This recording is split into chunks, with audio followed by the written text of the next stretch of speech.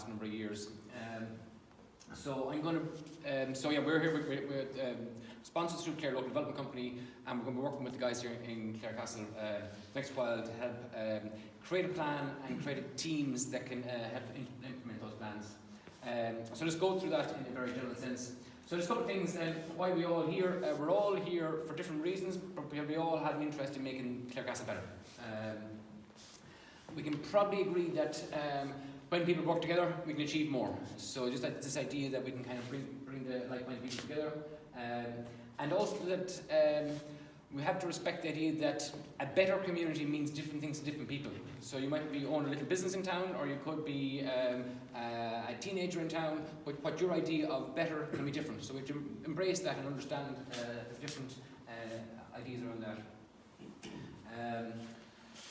So we've done a lot of work with NUIG, UL at the moment, and with DIT around this idea of, it sounds very technical, but community frameworks or kind of methodologies that communities can use to better work together. We don't want to create extra work. We don't want to repeat work that's already been done, but we do want to have the connections working right. And onboard people, make it an open door so that new people in the community or people that might have kind of moved to the side of the community can get more involved in things.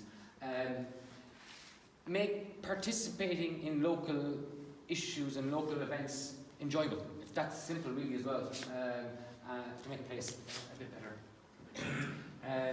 So the benefits of having a strong team is it improves cooperation.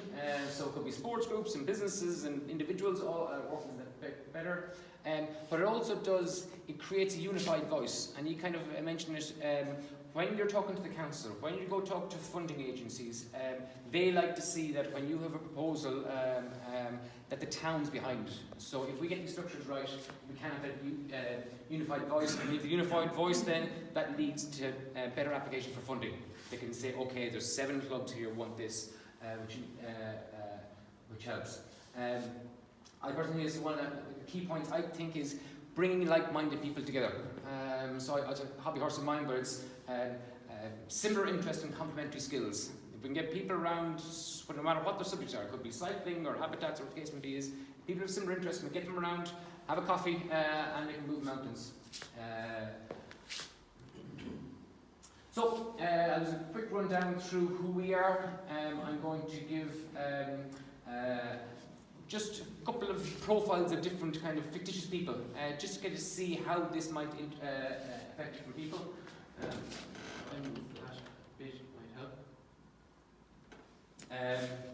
I'm going to go through then the kind of the different framework components. I'll try and be as low tech as possible on it, just give an idea of things, and then what we're going to do is we're going to break out for just 20-25 minutes in the different tables and just see if we can come up with ideas around different aspects of local development, which I'll go through later on. So who we are, say we're business based in Dublin, but work with communities all around Ireland. We assist them in creating community plans, but we're actually a technology company as well. I won't be going through that too much tonight, but we're a technology company, so we're actually in the process of building a website or a platform which will allow the community to come up and suggest different project ideas and people to kind of vote on what ones they'd like to see, with the idea of, again, bringing people with similar interests, groups of similar interests around ideas to make things happen. There's a picture of us in all our glory. And then just a bit about me. I'll be the project director, so I'm dealing a lot with the lads on it here. I was actually an engineer for many years, but also through social science, and my interest is in the digital aspects. How can we make society work more efficient with using technology? I have to apologise for some of the cliches here, but we're working with, not for. So we don't have this master solution, and once everyone follows this, everything's going to be great. I said we have worked with universities in different communities. We have good ideas on how it can be done, but ultimately you're the ones who decide what the end result will be. The same concept there, so we're kind of giving you ideas on how you can go. I say it is sponsored by Clare Local Development Company. We worked with 10 communities last year in a similar kind of programme. Presumably you're a well-developed community here. You've got a lot of stuff going on.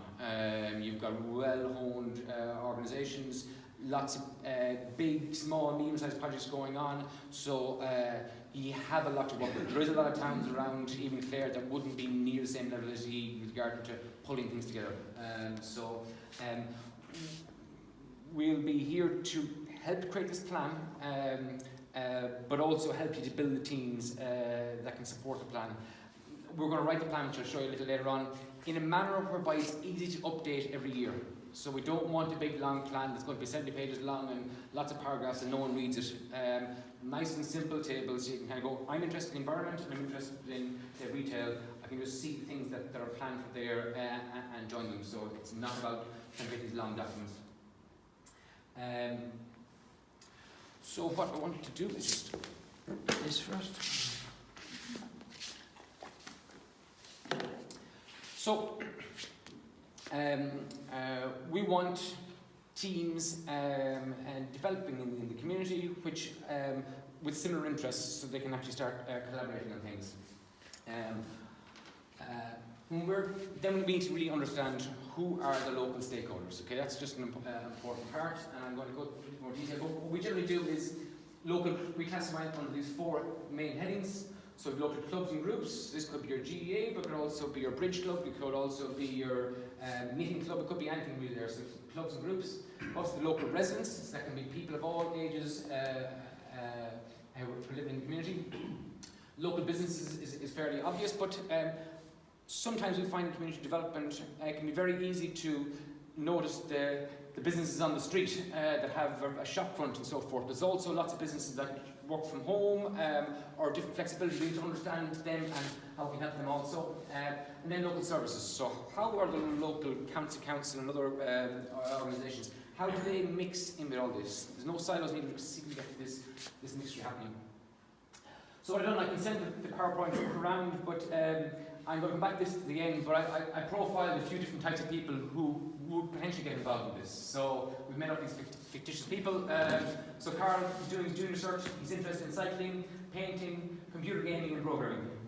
We have Andrea, who's bought a house locally, and she's 2 kids, but she's travelling a lot to work. She does PR and marketing. She's interested in yoga and natural foods, and originally from Spain, arrived in Ireland 9 years ago.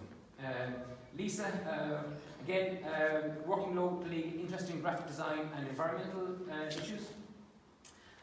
Frank, who was a local accountant, passionate photographer, has a couple of kids, and interested in business development in particular, and been involved in eTownz for 6 years. Here's an example of a tennis club who've been going 20 years. Their management team are a little bit overworked, and they recently refurbished their clubhouse. And this is a local school who are big into basketball and soccer, and 400 kids. And this is a business. So all these different groups will be can feed into this overall plan. I'll come back to these a little later on.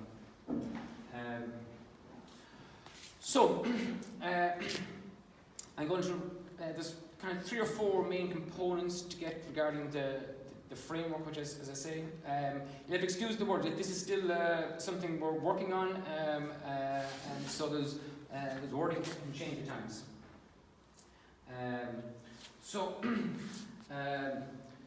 When we're forming teams, they should be easy to set up, they should be easy to manage, they should be inclusive, so we should be set them up in a manner whereby the door is open for new people to come in and get involved.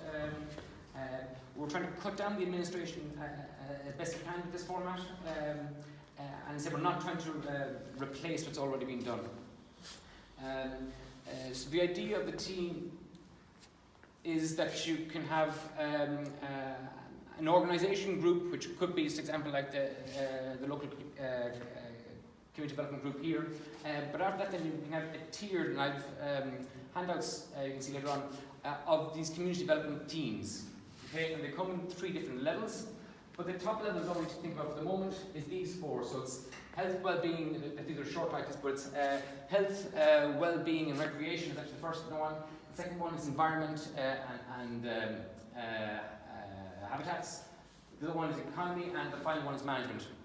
So we would be hoping to see is that a team will form for each of these, and the team can be composed of any of the different stakeholder types. So in our environmental section, we could have some local businesses, perhaps.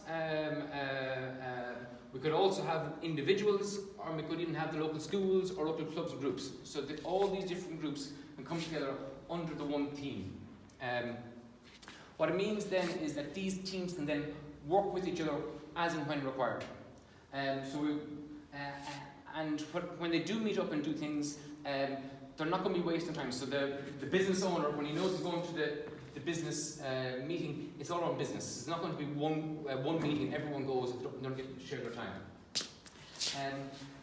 The idea then is, so just imagine a local business group forming, but then we have levels down. So imagine if we had 40 members of the business group, but then we realise there's actually 10 of them that are really into tourism.